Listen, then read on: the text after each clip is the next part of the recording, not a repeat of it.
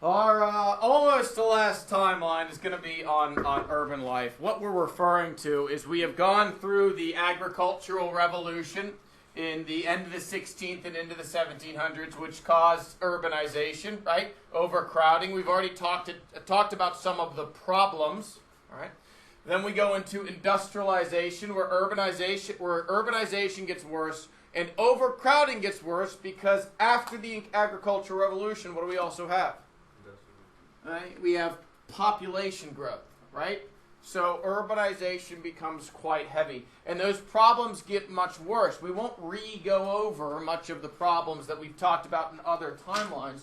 What we're going to do instead is talk about some of the ways society, the government, people decided how to actually fix these things. So agricultural rev before, industrial rev before, and in the background of all of this, especially here, is that 1800s, class struggle, that conservative, liberal struggle between politics and the new working class. After this era, during and after, is going to be imperialism, and ultimately our date right here at the end, maybe not much a big impact in this timeline, but most roads that we talk about, most roads will lead to World War I. The clusters, I'll try to pick as few as possible, so continuing from some of our past timelines.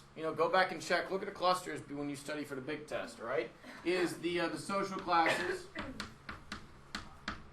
What are the two new social classes, the 1800s?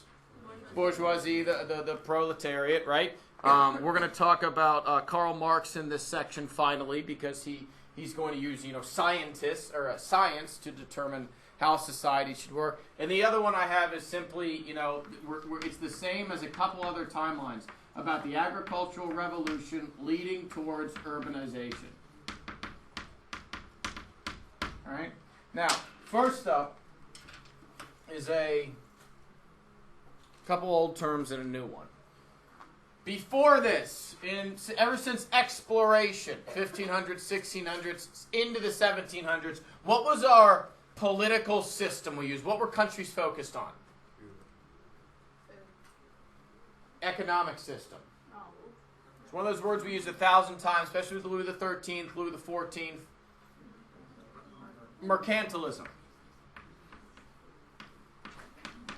Right? Mercantilism much before. Right? In the 1700s, with the Enlightenment, we moved towards what new economic theory? Free market, our fancy word is laissez-faire. Laissez-faire, Adam Smith. Where's Adam Smith from? England. Scotland, close enough. Here we are headed towards a new term in the 1800s. All right, it's. We didn't talk about it in class, so I want to make special mention of it here. It's something called interventionalist.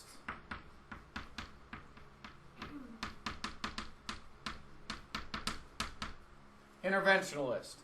And what do you think the interventionalist focuses on? Right? Mercantilism is all about a favorable balance of trade, having colonies to constantly have more gold coming into your country than you're sending out. Laissez-faire is about personal freedom in the economy, no control from outside, no control from government, total freedom. Interventionalist is people are going to focus on helping the less privileged. They're focused on helping the less privileged in society. And the argument from an economic standpoint is that what do the less privileged provide for society? Nothing. The less privileged in the 1800s are not providing anything. They're not a net positive for the society. They are a net drain. So instead, if you spend money on some programs to help them, they might enter the privileged or the middle or the lower middle, and they would start adding to society, right? And the difference between somebody taking from society for 60 years of life and adding to society for the majority of that is far more than you would ever spend on these programs. We can synthesize this with what? that we talked about, especially in modern times, after World War II? Social welfare. This is not different. This is not different at all from social welfare and what it comes from. Why do people turn towards this? Our key word in the Enlightenment was what? No, our key word in the Enlightenment is reason. Moving from faith to reason. So we take a reasonable, rational approach to the situation. Take emotions, take politics out of it. And what economists realize, so reason and rationalism, what economists realize is that this is an actual benefit if we can help the less privileged. Okay.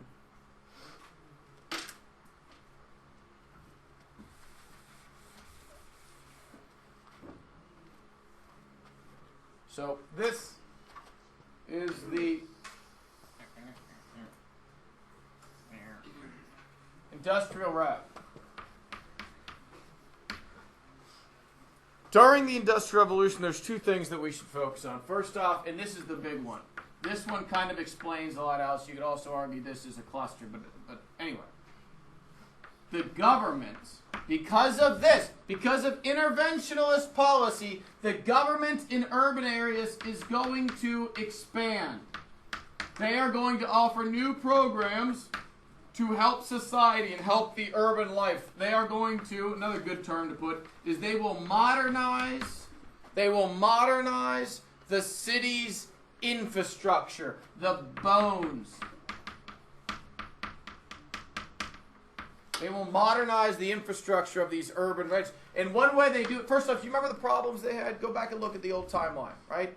Crime, prostitution, they had a lot more poor. There initially wasn't enough jobs, so you can yell at the poor for not having jobs, but then there's no place for them to go, so they just keep taking from society, right?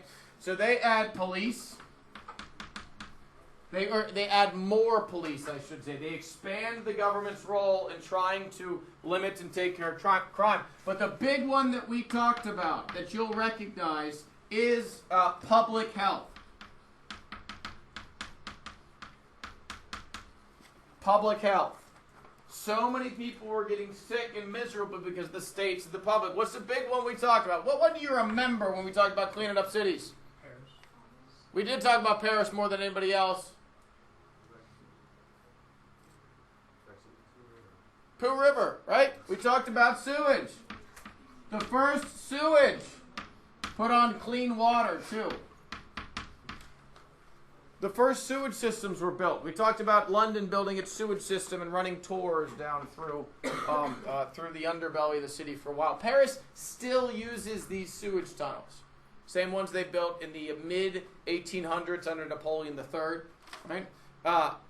That goes probably more than any. We also talked about public transportation. Public transportation. The cable cars are going to come about in the late 1800s, right? The one with the cable running on the street, you go through, clamp on it, woo, off you go. They had more train stations so people could move around the city much more quickly. They're modernizing. Then finally, the urban redesign. This, if you want to write underneath it, is where you remember Paris. This is where you remember Paris. They bulldoze streets to make boulevards that are twice as long so that railroad can go down the center and people can go down each side. The railroad brings what into Paris? Why is the railroad super important in this era? Not food. No, it certainly does help food come in. What? No, it's industry. You're not going to industrialize unless you put transportation in. Right? But perhaps the most important change that we see, especially after Napoleon is the first to do it, is public education. People looked at the situation with a realist, rational approach and said, if we educate our society, we will not only have better citizens with less crime, but they will be able to produce more. They will be able to produce far more for society, and we will get a lot richer. They can also, through public education, spread nationalistic ideas, right? Make sure people are loyal to their country. On the other side of the government expansion, we also do see some private efforts. And I'm going to go real fast through these because I want to get to the next timeline. We also see some private efforts. Right? We see something like the Sunday school movement.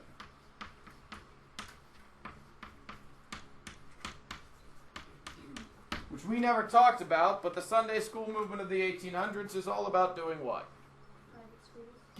Creating private schools to specifically benefit the less privileged. Right? We want to specifically find ways to help these less privileged people. And the church takes it on in some areas by creating Sunday school movement. We also see the temperance. You know what temperance movement was? No. Alcohol. Anti-alcohol. Because they see how much alcohol, right, is destroying especially the lower classes. They move in to try and stop things. And finally, feminists. Feminists become much more active. They want legal, political, and more social rights. This era is, for feminists, we are starting the what? Till 1920s. That's the suffrage movement, right? 1848, we see feminists take off with the Seneca Falls Convention. Even though we're in the wrong continent, it's the right concept. There's groups like the key concept mentions the British Women's Social and Political Union.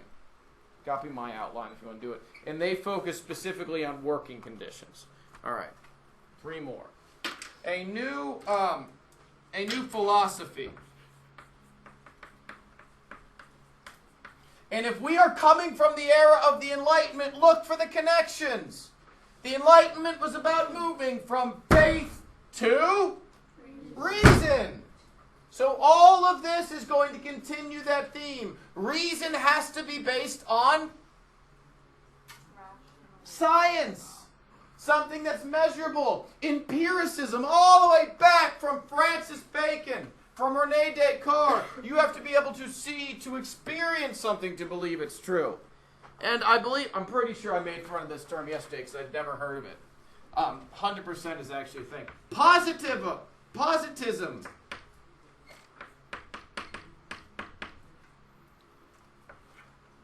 Positivism is the idea that in order to be sure about something, in order to know something for a fact, you have to see it with science. If you can't prove it with science, it's not a fact.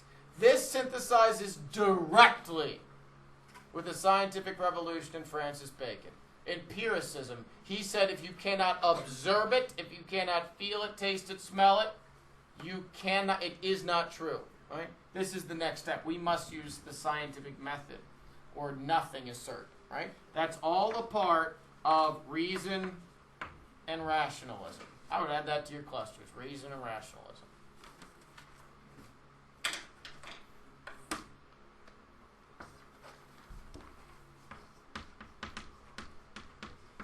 So let's look at science then.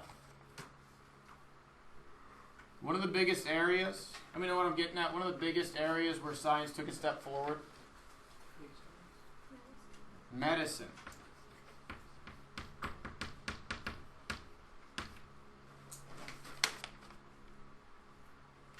Goal of medicine was twofold. I will mention a couple people that you recognize, but the goal of medicine is twofold. What's the number one goal of medicine? Security. It's to save lives, right? Preserve lives. That's a key concept. I'd imagine you can figure it out. The other outcome of better medicine has nothing to do with in Europe. Do you know what else medicine helps Europeans do? Conquer Africa. It helps them conquer Africa in a big way. You can put it right in there. You know what medicine helps them conquer Africa? Quinine. Quinine helps protect against malaria. Very good. Okay. What are some other pieces of science that help preserve lives in the urban area? The most famous, the only of the scientists you need to know is, it's germ theory. You're close. Before we kill the germs, we have to discover the germs. And that's a French guy, Pasteur. Pasteur, and write down germ theory. These are white box terms. You need to know these guys.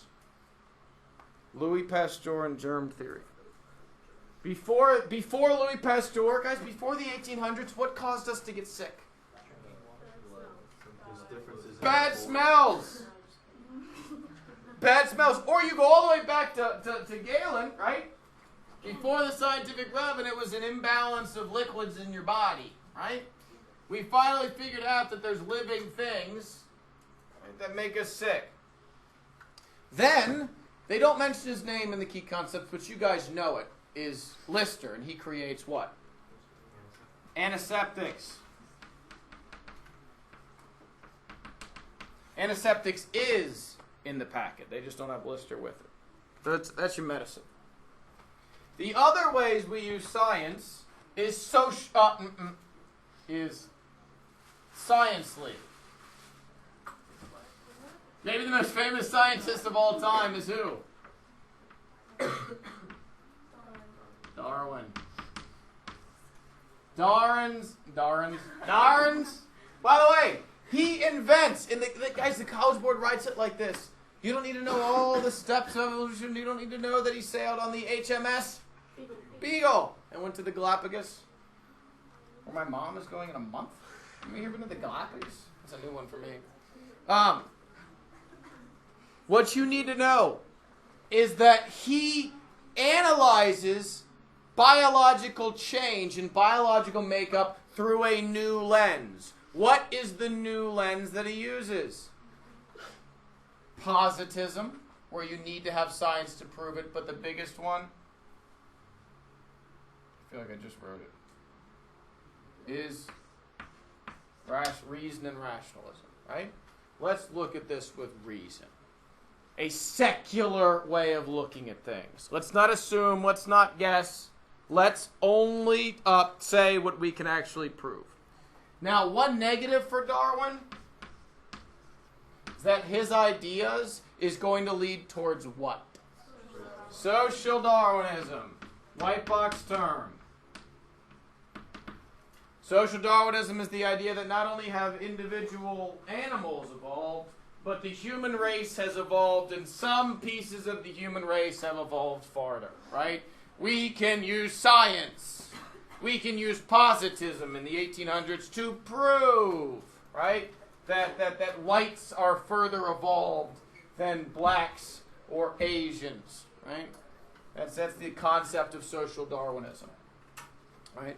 And the last one that uses science is Marx. I didn't use the term 1,000 times in class, but the key concepts mentioned over and over again. Marxian socialism is scientific socialism. All right? Scientific socialism.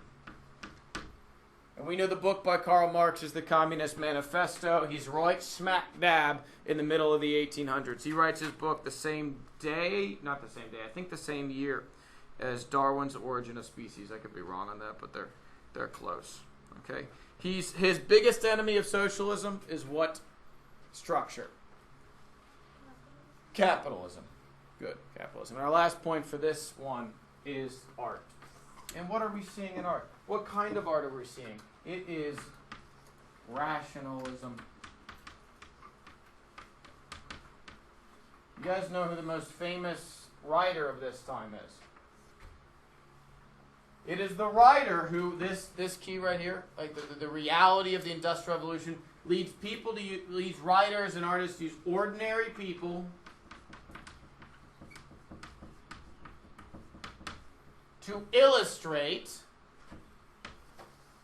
the key concepts are gone, to illustrate class struggle.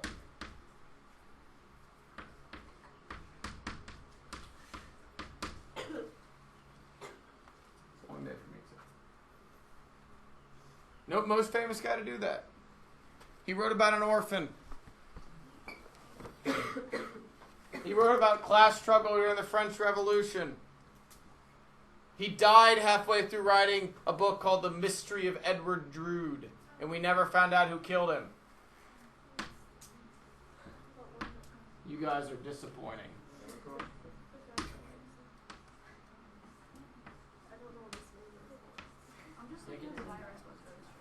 Charles Dickens. There we go. Charles Dickens. It's close enough.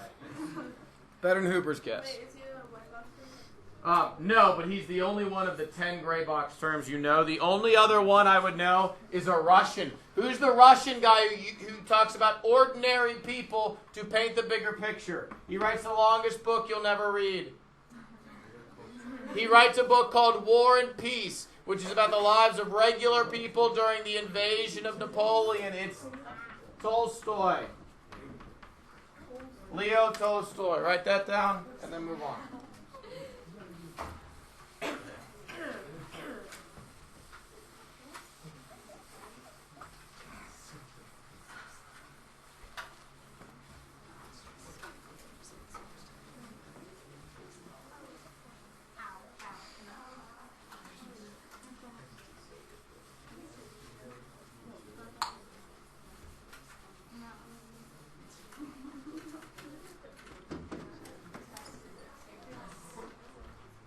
I'm going to take that back.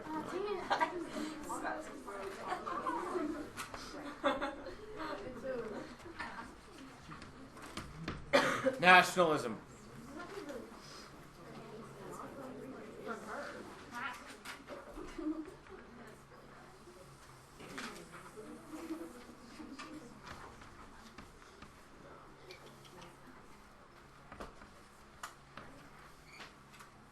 This is much more political, so we'll say what happens before nationalism. Definitely the fall of Napoleon. Fall of Napoleon, because that causes the Congress of Vienna and conservatism to rise, which moves people towards this new idea of nationalism. Realism is going on in the whole background, that rational and realism, right? Let's look at why shouldn't England or Germany be unified? Why shouldn't Italy be unified? Let's look at this rationally, guys, and stop with all the emotions and politics. All right? And then imperialism's going on in the whole background here. That whole scramble for Africa, it's going to be right in the heart. Just a couple years after Germany becomes a country. You all already know the date of Germany become a country. That is good. What's the most important date? What's the most important event, the era that's going to come after the unification of Germany and Italy? World War I. Have that in the back of your head. I actually have World War I. I actually have World War I as a cluster, because as I was writing this so many times, I would draw a little arrow at the end of the point and say, this leads to World War I. But the biggest one, the biggest cluster here, is balance of power. If you get a question here at all, or a question about World War I, you are going to talk about the balance of power. I'm going to try and do this real quick, guys. We'll see how fast I can get it done. First up, we have this new concept of nationalism. We have this new concept of nationalism. What it is they early on, it's very romantic. Right? Think about romantic art. It's grandiose. It's emotional. It's big, right? That's romantic. Okay? It's not going to work very well, but it's all romantic. All of nationalism is going to be about political unification. And one other negative that comes from this early nationalism is we see this. They use the term racialism. The idea that one of the reasons we should become a country is we are so racially unified. That will become, in the 1800s, we are in fact racially better. And in many countries, by the time we get to the 20s and 30s, you see eugenics in America, and you see the Aryan race in Germany. Okay? It's all one process. There's only a couple guys you should know here early on. Who's the Italian romantic one? That's Mazzini. He's the guy who tries real early on to unify them, like young Italy, okay? and he fails because he says, "Hey, Italians, wouldn't it be great if we were all unified, right? We speak the same language, we're all the same religion. Let's be a country." And some people are like, "Yeah," but the people in power are like, "No, go away, or we'll kill you." And so they kill him, and he's done. Right? It's very romantic of an idea. The other one that I want to mention because it's one of the gray box terms is some of the people who actually unite Germany a little bit. They're writers. They're two writers. They're related. They're brothers. The Grimm brothers. I was surprised to see them. The Brothers Grimm. They rewrite all those fairy tales. They rewrite them in local German. They become so popular they start to be taught in schools. And Germany, Prussia start to use public education to foster nationalism, which leads ultimately towards unification. Over here, the racialism aspect in France. They have the Dreyfus Affair, anti-Semitism episode. You don't know that? Go back and study it. In Vienna, we see a guy named Karl Lueger come to power.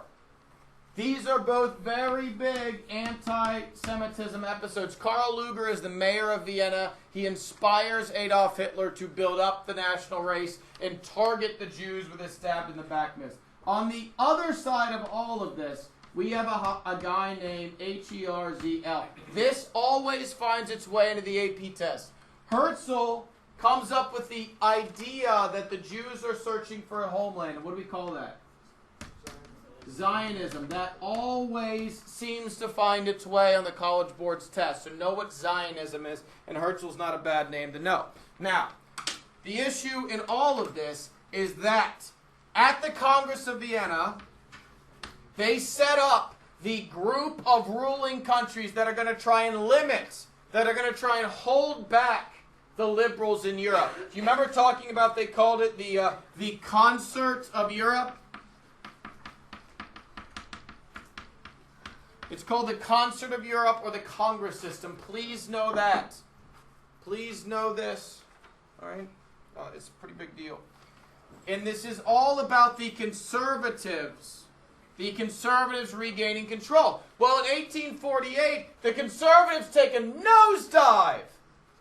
And Europe experiences a huge change in the balance of power. When Napoleon fails, the balance of power changes because France gets reduced, the liberals take a step back, conservatives rise. Now those conservatives are toppling. It changes Europe and ultimately leads to war. There's a couple things here. The July Revolution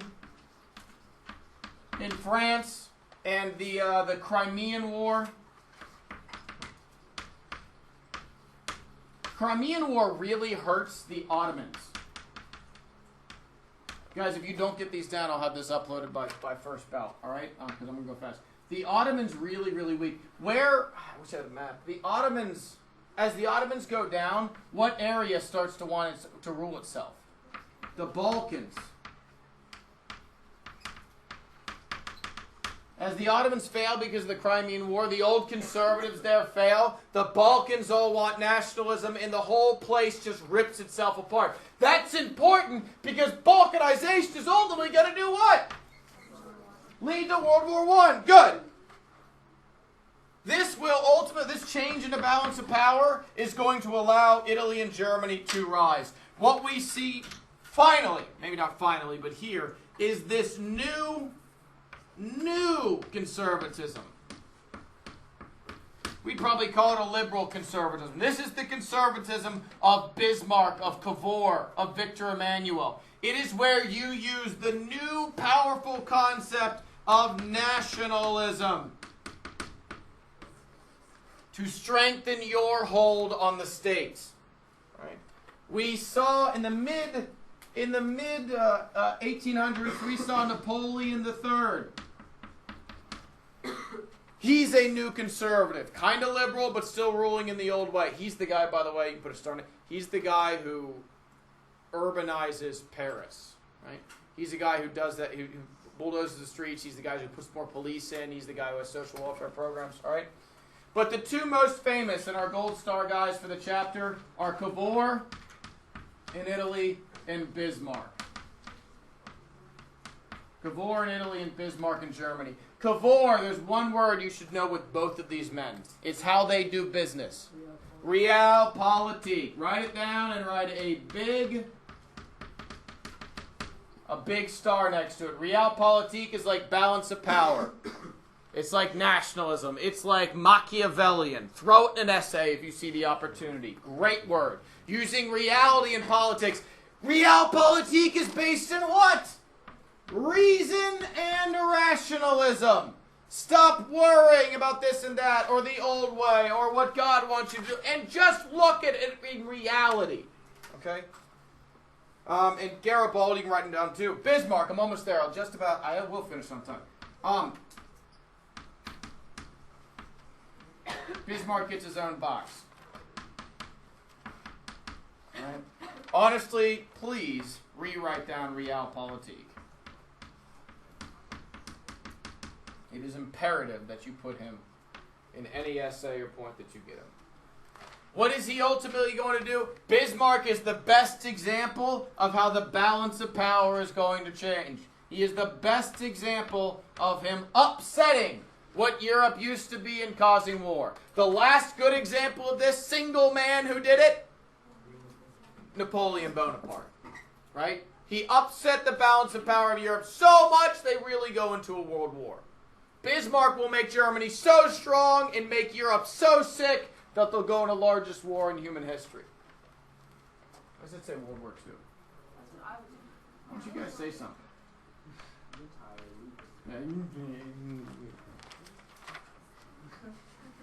Alright, here's the thing. With Realpolitik, he uses two things, and these are white box terms. To gain his... How does Bismarck unify Germany? He uses... diplomacy, which you don't want to put forth. You want to put war first. That's the second one. But you remember how he won his first war versus Denmark? How did he win that war with Denmark in the north when Prussia and Germany were really weak? He asked Austria for help. How did he beat up Austria down below him? He asked Italy for help. How did he win versus France? He asked Italy for help, right? So diplomacy, realpolitik, right? That's a big deal. Why is warfare getting much worse, and why are Prussians the best examples of it? Industrialization. Technology is not a bad answer, but right, industrialization. They have railroads, they have the needle gun, they got all this junk, and they're better than everybody else. So, in 1871, Germany becomes a country. Congratulations. After he becomes a country, Bismarck continues to try to limit France. He actually uses... To limit France, he actually uses alliances. Right? He wants to isolate. He wants to isolate France. What's the most famous alliance he makes? Think about what we're leading towards. He makes the Triple Alliance with the sole goal of keeping France isolated. Two things I want to mention. In 1878, we had the Congress of Berlin. The Congress of Berlin splits up the Balkans. 1874 was the Berlin Conference. Do you remember what the Berlin Conference did? We'll talk about it in our next unit on imperialism. Splits up Africa. Okay. In 1890, Bismarck is dismissed. How do things go for Germany and Europe when Bismarck is dismissed? It all turns into larger and larger and larger and larger chaos until we get to World War I. My very last point, my very last color, is to recap again, because there's a key concept on it. The Balkans. When did the Balkans balkanize? When the Ottomans fail at the Crimean War, the Balkans realize that they can get their independence, and they try to get it, so they balkanize. That process doesn't go well. In fact, in the early 1900s, right before World War I, they will fight a first and a second Balkan War.